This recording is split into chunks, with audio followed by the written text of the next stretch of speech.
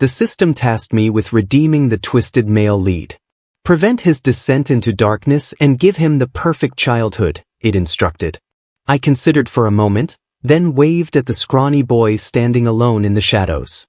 So, your dad kicked the bucket, huh? Don't worry, your new dad's here. I grinned, tilting my head playfully. Come here, little pup. Don't go all dark just yet. Call me daddy, let's hear it. He blinked. The system fell silent, as if horrified.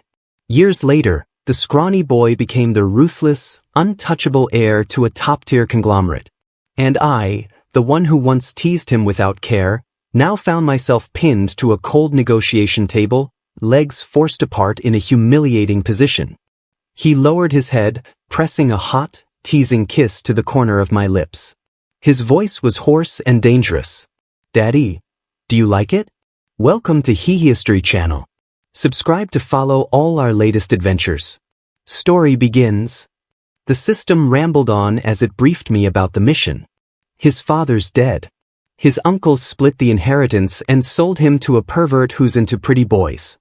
Tonight at 8 p.m., you need to rescue him before the abuse starts. Understood? I gave a lazy okay gesture. Right now, Wayne Oberg was kneeling in humiliation, tightly bound in a degrading pose. It was the third floor of a hotel. Not overly crowded, but enough people passed by to cast judgmental glances that only made the proud boy's suffering worse.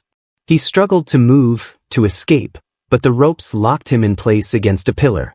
Behind him, a half-open door revealed a balding middle-aged man leering with greedy eyes, his hand already creeping downward. Gross, I muttered. Can I skip this one?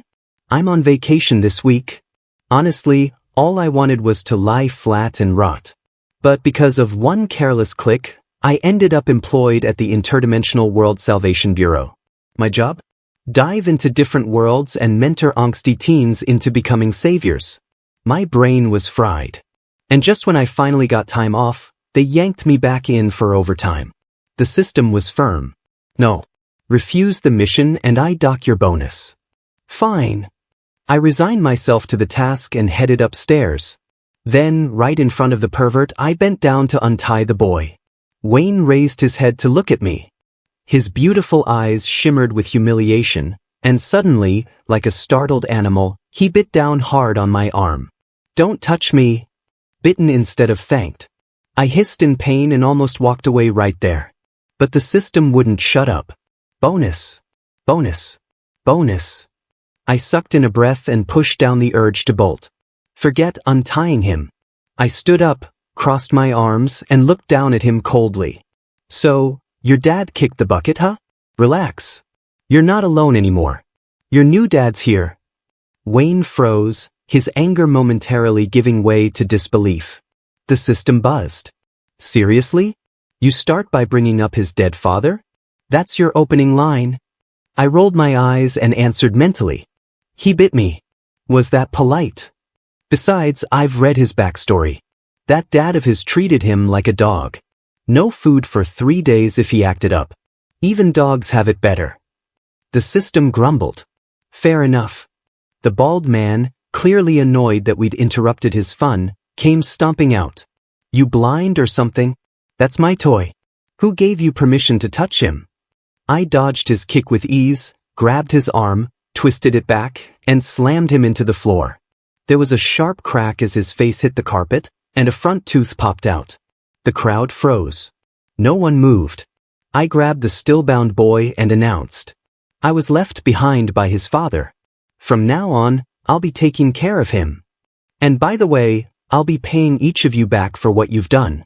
One by one. Better keep yourselves healthy. I'd hate for you to drop dead before I settle the score. I carried the kid out of the hotel without a hitch. He was thin, practically skin and bones. Even through his disheveled shirt, I could see every rib, every protruding joint. He squirmed in my arms, his voice tight. Put me down. I smirked. Let you loose, so some stranger can kick you around out on the street. His lips pressed into a thin line. Shame and fury flickered across his face. After a moment, he closed his eyes. When he opened them again, they were softer. Big brother, Can you untie me? Please? Not bad. At least he knew when to beg. I didn't like holding grudges with kids anyway. So I set him down and undid the ropes. You really were left behind by my father? More or less, I shrugged. Total lie. That deadbeat dad didn't give two shits about him. But I needed a legit excuse to stick around. What's your name? He asked. Elvin Nelson, I replied casually. Didn't matter. Once the mission was over, I'd be gone from this world anyway. Even if he searched every corner of it, he'd never find me, unless I wanted him to. I'll repay you one day, brother. His voice drifted through the cold autumn air, so light, it was like it had never existed. So now I'm raising a kid. The system said I had to give the male lead a perfect childhood. That's the only way to stop him from turning evil. I flipped a pancake while glancing at the system display. Great. His corruption score is at 96. Couldn't you have brought me in a little sooner? One more bad day and the kid would have gone full villain. This was going to be a pain to fix. The system chuckled sheepishly. Well, it wasn't on purpose. We only just got access to this mini-world. You know how the higher-ups are. They don't care about these side characters. To them, people here are just NPCs. If it weren't for the performance metrics. Its voice trailed off into a mumble. Behind me, Wayne spoke. Brother, let me... He reached out for the spatula, taking over smoothly as he began cooking breakfast. The system piped up again. He's actually pretty domestic, huh? Then its mechanical brain glitched and latched onto a terrible idea. Hey, you're still single, right? What if you two, dated? He's just a little young looking, but technically, he'll be of age in 2 months. Excuse me? This damn system had lost its mind. I was supposed to heal the kid's trauma, not become another source of it. Still a boy. I couldn't help lifting a hand to pinch the bridge of my nose. The next second, his nervous voice came from beside me. Brother, are you not feeling well? He leaned in, gently removing my hand, and rose on his toes to press his forehead against mine. A faint, clean scent of soap wafted into my nose. Instinctively, I stepped back to put distance between us. But he wasn't having it. He followed closely, pressing forward again. One hand held firmly at my lower back to keep me in place while his other carefully assessed my temperature. Oh good. No fever, he said at last. You should rest now, brother. I'll handle the rest.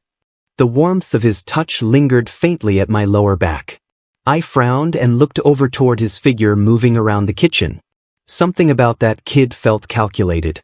If he just wanted to check for fever, couldn't he have used the back of his hand?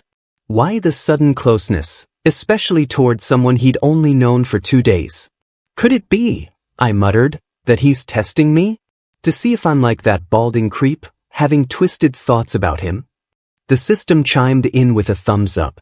Exactly what I was thinking. My host is truly a master at reading the male lead psychology. Wayne Oberg brought out the breakfast he'd just made. We sat at opposite ends of the table and began to eat in silence. Then suddenly he spoke. Brother, could you teach me how to manage a company? I recorded everything when they stole the shares. The lawyers said the evidence I provided is more than enough.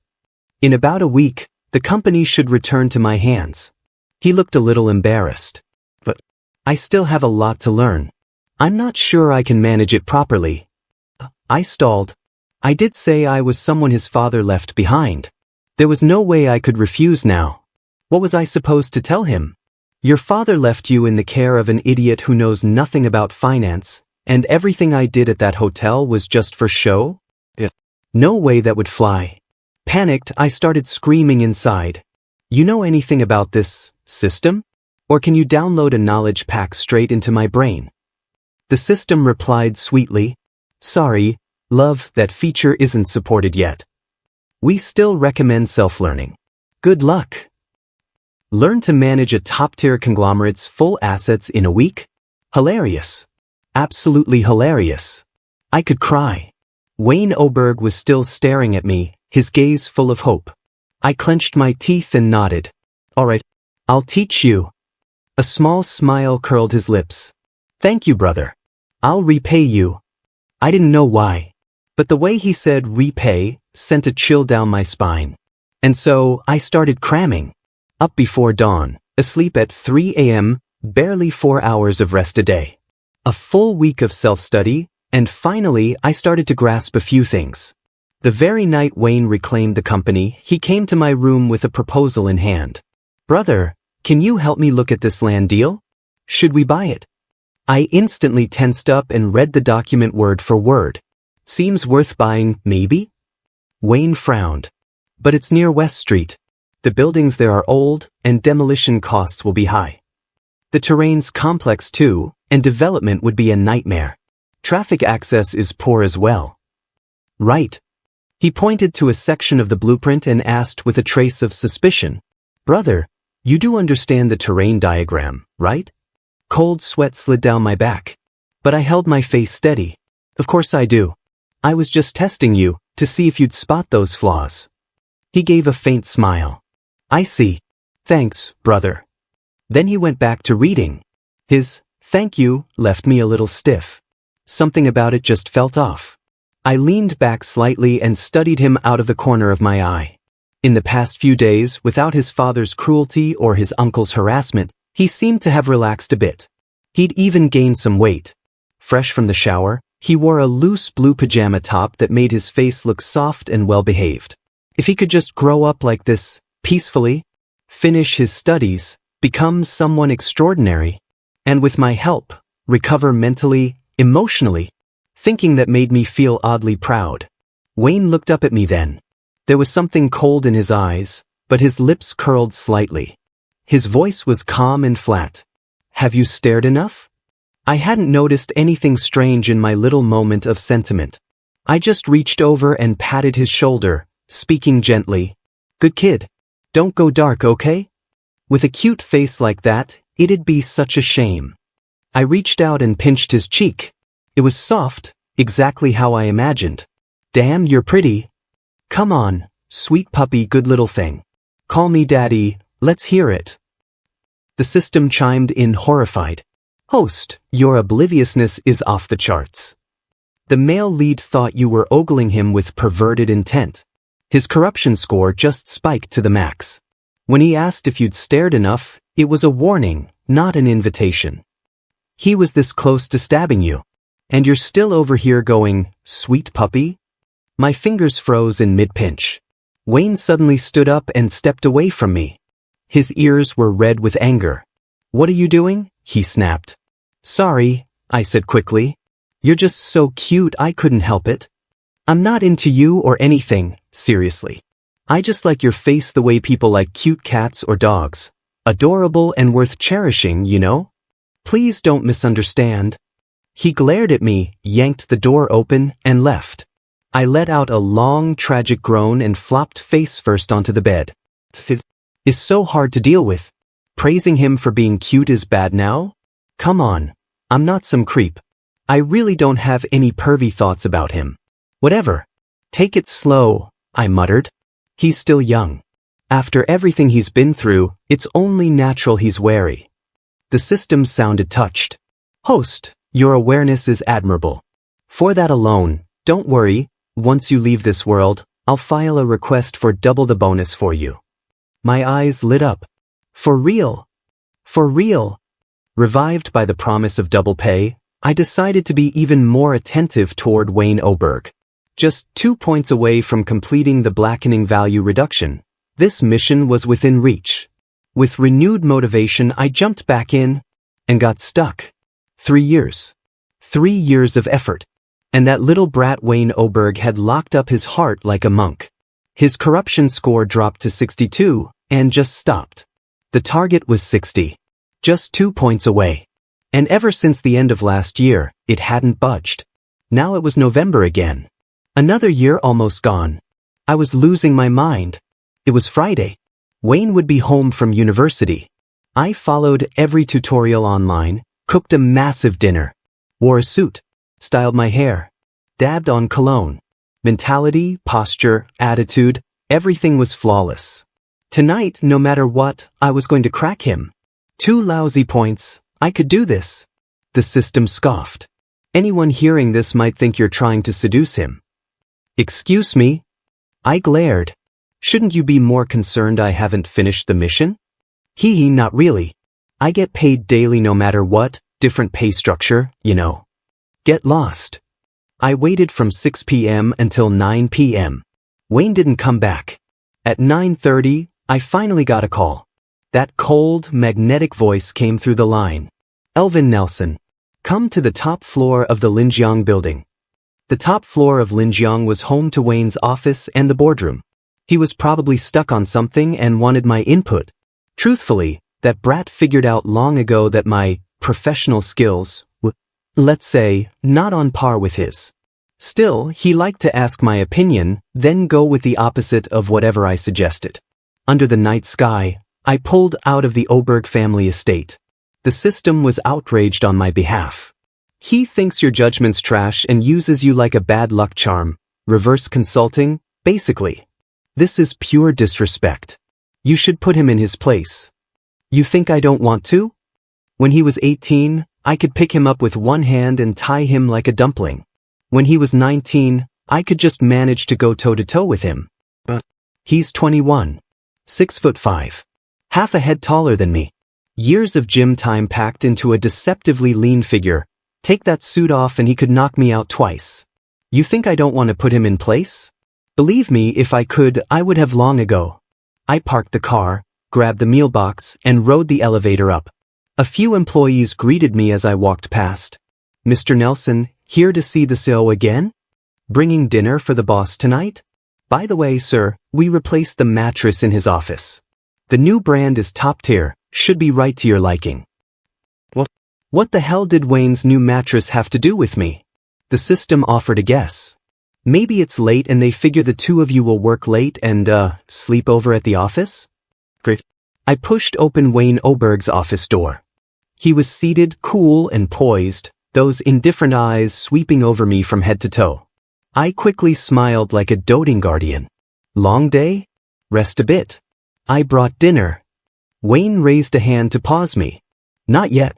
Eat something else first. What? What? I only brought dinner.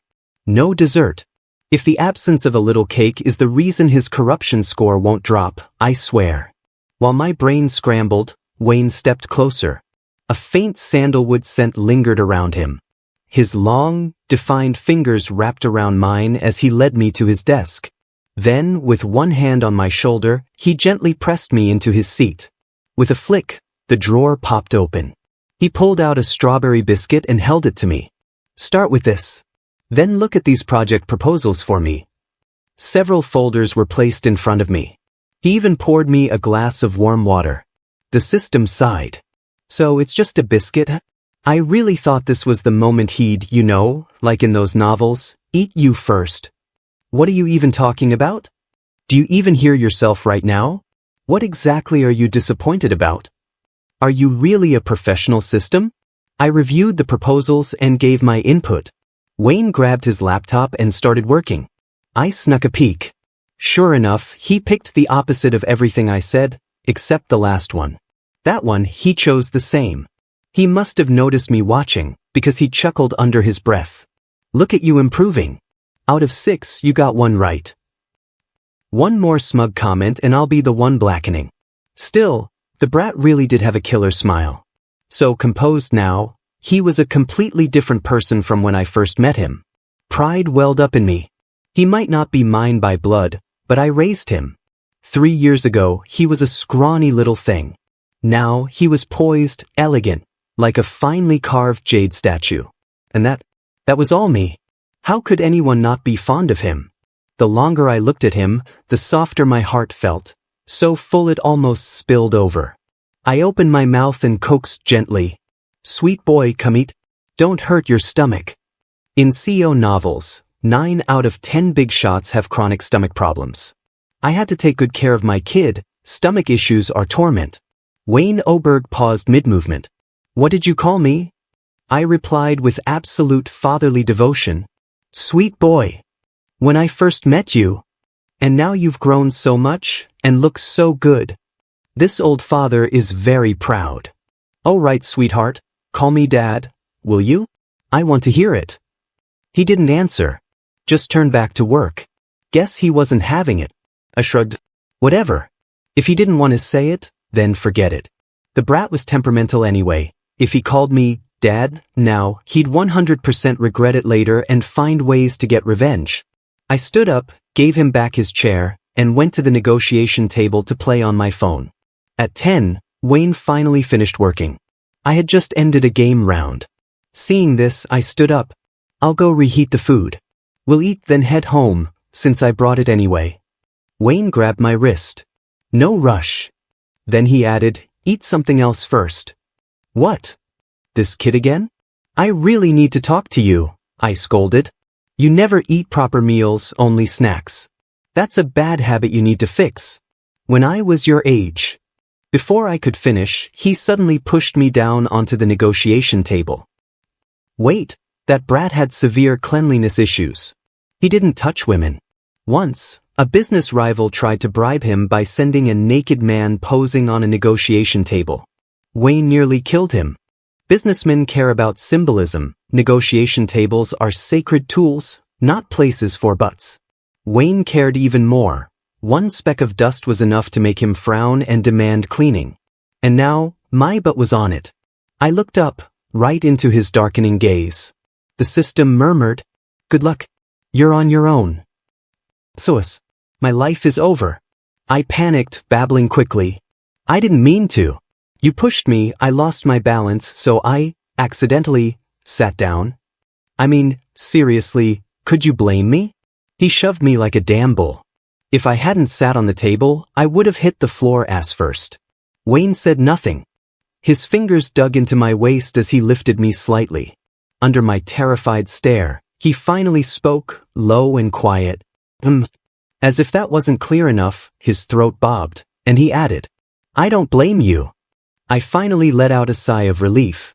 At least I was supposedly a senior left behind by his father. If he stripped me naked, beat me up, and threw me out, I'd die of embarrassment. But the breath hadn't even fully escaped my lungs when he yanked it back out, because Wayne suddenly leaned in and kissed the corner of my lips. His gaze darkened further. His voice was rough. Sweet. I froze. The system sputtered. He. I snapped out of it and shoved him hard, scrubbing my mouth furiously. "You little brat. What the hell is wrong with you? Lost your damn mind?" Wayne only laughed softly, pressing down on my shoulders and pushing me back onto the table. He leaned over me, completely caging me in. My carefully chosen outfit didn't last a second. My shirt tore apart with one vicious pull. He paused, eyes flicking over me. Then his long fingers brushed lightly across my chest. "Elvin Nelson," he murmured. "It's so pink." Humiliation burned through me. I slapped his hand away and covered myself. "Get off. Wayne Oberg. Are you insane?" Pushing him only made it worse. He spread my legs with his knee, lowered his head, and licked, soft, deliberate. My entire body jerked. My mind went blank for a split second. Then his voice, low, hoarse, wicked, slid into my ears. "Do you like it?" My belt came undone.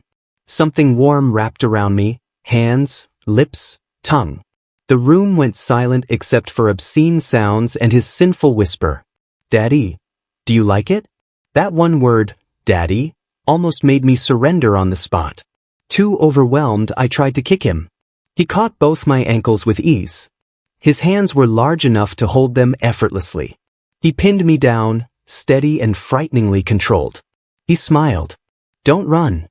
I'm tainted, defiled by the very kid I raised. What do I even do? I want to dig a hole and die." The system said cheerfully, "It's fine, we actually came out on top." I was muted during the action, but from your description, sounds like we didn't lose anything. He called you daddy and served you. What's there to complain about? This is not about whether it felt good. This is morally bankrupt. The system scoffed. What morality? You're not his real father. He wants to serve you, you get pampered, what's the problem? By the way, the system chirped. His corruption score dropped again. Only 1 point left. Come on, host, victory is right in front of you. I couldn't even respond. This useless AI truly didn't understand a damn thing. All that enjoyment? It comes with a price. If I hadn't run fast just now, I'd be dead, literally dead. With Wayne Oberg's size and that stamina, one round and I'd be a corpse. Compared to dying in his bed, getting stripped, beaten, and thrown out of the company sounded downright merciful. I raked my fingers through my hair and wandered down the empty street. November nights were already freezing.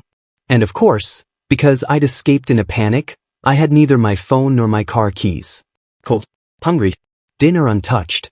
And there was no way in hell I was going back to the Oberg family estate. But without a phone or ID, I couldn't even check into a hotel. After agonizing for a while, I decided, fine, I'd crash at my colleague's place. The system immediately shrieked. That's not a good idea. She's a girl. You showing up at midnight? And if Wayne Oberg finds out you went to live with someone else right after he, did things with you, he'll literally kill you. Can you speak like a normal being for once? Who did what with Wayne Oberg? That was him assaulting me, okay? And my colleague has her own romance target. I'm not moving in, I'm borrowing money. The moment I get out of this mini-world, I'm filing a complaint. This system needs another year of remedial Chinese. Its vocabulary is trash. When Judy Wheeler heard why I came, she immediately slapped a thick stack of bills into my hand. Say no more, Elvin. No need to be polite. Take it. Back in that mini-world, if you hadn't saved me, that psycho killer would have butchered me. Compared to that, money is nothing. Honestly, if you asked me to devote myself to you. She paused. No, wait, that won't work. I like cute puppy boys, not your type. Sorry, spoke too fast, huh? Thanks. I'll pay you back as soon as this blows over. She waved her hand. No need.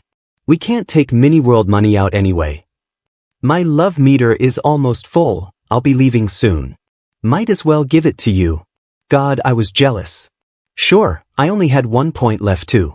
But Wayne, plague-spawned menace, oh. Even though he's just missing 1 point. First it's coins, then diamonds. Then the diamonds get stolen by rats. And that one stupid point takes a whole year. And today he nearly broke my spine. I want a new mission target. I want a vacation. The system muttered. Well, if you hadn't run, maybe the last point would have dropped too. Are you even human? What kind of system encourages its host to sell his body? Judy helped me buy a new phone and SIM card. I got a temporary ID. Then I checked into a hotel, close enough to watch Wayne, far enough not to be caught by him. I shadowed him for a few days. Nothing unusual. Work on time, leave on time. Corruption score, still 61. I relaxed. Finally, I could slack off for a week. After what happened that night, I deserved it. Lately, every time I closed my eyes, I'd dream of Wayne doing those things. To my horror, I'd react. I washed 3 pairs of underwear in 4 days. My hair loss had doubled. The system piped up. Well, you did kinda enjoy it, right? I told you from the start, you two are compatible. I even checked your measurements. You two match perfectly. He can definitely satisfy why. Shut up. I spent the week gaming, eating, showering, sleeping, completely feral. Then Judy showed up at my door crying her eyes out. Elvin, your man went to my romance target and said I had something going on with him. My guy's affection dropped 20 points. He thinks I'm cheating and lying. Your husband said if you don't go back to him, he'll flirt with my romance target in front of me and break us up. Elvin, go get your man, he's lost it. He'll pull any dirty trick. Your husband. Yes, your husband. Your husband. Stop calling him my husband, stop. I, a first-class Salvation Bureau operative, reduced to a forced BL route. Where is my dignity? I had no choice. I returned to the Oberg family. I can't get out of the mini-world alone. But I'm not dragging my colleague down with me. Wayne clearly knew I'd come back. He lounged on the sofa, perfectly calm. So you're finally willing to come back? One look at him and I remembered him, mouth full. God damn it. Stop scaring the poor girl. Go clarify things with her target. Wayne stared at me, eyes dark. Protecting her that much? The system screamed. Warning! The target's corruption score is rapidly rising. 65? 71? 79? It was skyrocketing. It took an entire year to drop from 62 to 61. Now from 61 to 79 took barely a minute. And still climbing. I cut off every trace of emotional complexity and went straight into coaxing mode. Of course not. You're the only one I care about. I was really upset when you said you'd flirt with her in front of her boyfriend. The system chirped. He's calming down.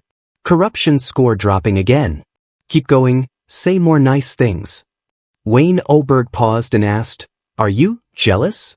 I gritted my teeth. Yes, I'm jealous. You're not allowed to flirt with anyone else. Not even jokingly. Go explain it to them. If you don't, I won't speak to you again. There was a flicker of panic in his eyes. No, don't ignore me. The corruption score stabilized at 68. Wayne Oberg was already on the phone with Judy Wheeler's target. Yeah, I'm not going after your guy anymore. Mitchum. I lied to mess with you.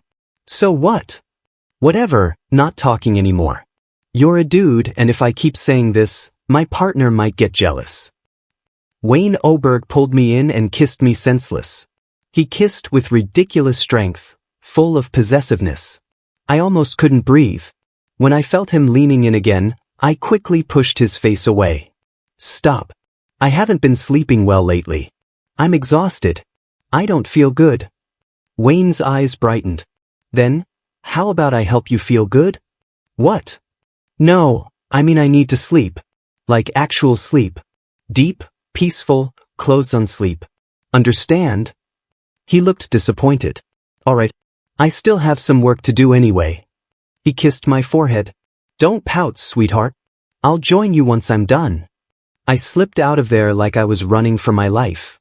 The moment I left his presence, the air felt clearer. It was one of those rare, beautiful days. Warm sunlight filtered through the garden.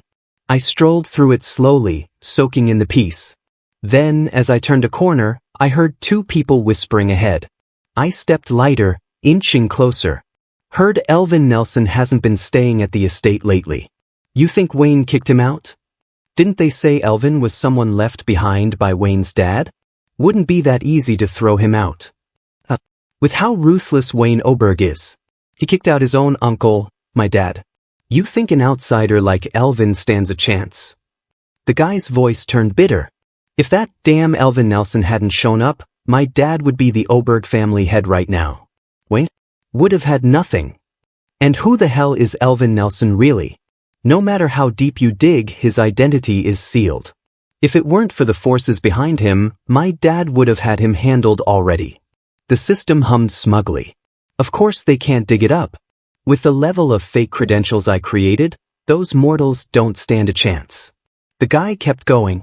I saw him once. Total pretty boy face. They say he was left behind by Wayne's father, but who knows the truth? Maybe he's just a whore Wayne keeps in the house under a nice label. His jealousy knew no bounds. He said it all, full of poison. I couldn't take it anymore. I stepped into their view, straightened my back, and dialed Wayne's number. Someone just called me a whore, I said. Said I seduced you. What should I do? Wayne, give me 1 minute. As the two men stared at me in horror, I hung up and slowly smiled. Haven't had a good brawl in a while. Hope I'm not too rusty. If anything starts hurting badly, let me know ahead of time. Otherwise, if you die, I might not notice. I beat the crap out of both of them. Wayne Oberg showed up right on cue, offering me a warm towel. For your hands. He glanced at the two curled up on the floor, groaning in pain. Still angry? Want to keep them at the house? You can hit them again when they recover. I closed my eyes. Nope. Not good. His corruption score must have spiked again. He was back to making illegal imprisonment plans. No need, I waved him off. I'm not angry anymore. Revenge is best served immediately. Wayne nodded and had someone drag them away like garbage. He took my hand, rubbing it gently. Next time, let me handle it.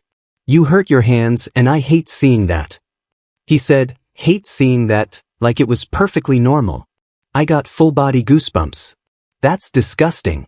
Be normal. He replied calmly. I can't. You'll have to get used to it. Come on. Let's take a nap together. I did not want to take a nap with Wayne Oberg, but he didn't give me a choice. He locked the door, undressed me, put me in sleepwear, changed into his own pajamas, got in bed, hugged me, closed his eyes.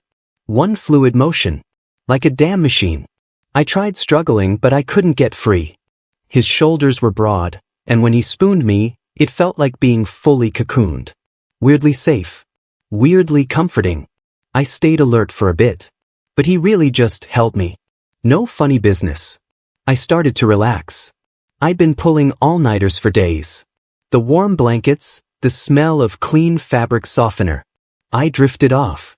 The system muttered, if you dream about that unbreakable sausage again, remember to wake up. Shut up. You just wait. The moment I'm out of this mini-world, I'm filing a complaint. The system whined. Hey, I was just trying to help. You don't want to get taken in your sleep, right? Shut up. The sun had already begun to set when I woke up. My sleeping position had shifted, flat on my back now. Wayne was still on his side, his arm trapped under my neck. He was sound asleep, dark shadows under his eyes. I sighed quietly. This brat's life wasn't easy either. In all these years, he never took a single day off. Always pushing, always working. After all, the Oberg family wasn't just rich. It was the top-tier empire, with assets beyond imagination. If it had been anyone else, they would have had a father to guide them, uncles to manage the business by their side, a path laid out for them to grow into slowly. But Wayne Oberg had none of that.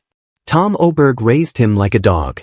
If his health hadn't failed early on, if he hadn't been unable to produce another heir, Wayne would have been discarded long ago, killed even. The uncles only wanted a piece of the Oberg legacy. Spectators were plenty. Helpers? None. He didn't even have an assistant. At 18, freshly an adult, he shouldered the entire Oberg enterprise. When I first entered this mini-world, just 1 week of crash course financial study had me on the brink of collapse. But Wayne, he never stopped. Not for a moment. From failure after failure, to eventually mastering it all. I watched him take every painful step toward that stability. That's why I truly wanted to save him. I wanted him to live easier. And for these past few years, I did. The only variable was, he fell in love with me. But I don't belong to this world. Even if I truly chose to be with him, I couldn't take him with me. The sunset slowly dipped beyond the horizon, leaving only a final band of light at the edge of the sky. I looked at him, tilted my head, and pressed a soft kiss to his lips. Wayne Oberg, don't cling so tightly. You're only 21. You've got a whole future waiting for you. Just then, the system alert chimed sharply. Target corruption score, 60. Mission complete. Initiating return portal. Host, prepare for departure. 3. A harsh alarm screamed into the night. Warning, do not make physical contact with the target during transport. Only one life form permitted. Forcible breach will result in uncontrollable risk. My heart sank. Wayne, let go of me. But his composed face cracked, bit by bit, and tears shimmered faintly in his eyes. The overwhelming obsession in his gaze held me locked in place. His voice broke. Elvin Nelson, don't you dare leave me behind. I was unconscious for 2 whole months. When I finally woke up, the physical cat version of the system practically leapt onto the bed. You're awake. Thank God. If you hadn't pulled through, I would have gotten slapped with a massive system violation. 10 years worth of points, poof, gone. Phew, good thing you made it. My throat was raw, my voice coming out rough and cracked. Did you get smaller? Before I entered the world, the system was practically half my height standing up. Now it was no bigger than an average house cat. The system licked its paw and said smugly, had to downgrade myself for you, obviously. If I hadn't intervened, both you and that crazy Wayne Oberg would have been shredded in the tunnel. Don't forget to give me a 5-star review at annual eval, okay meow? Hey, don't cry. I'll grow back, just 6 months tops. It licked away the tears at the corner of my eyes and gently patted my hand with a paw. Just then, someone peeked their head in. "Elvin, you're finally awake." Judy Wheeler cried joyfully. "Come on, let's get you checked out.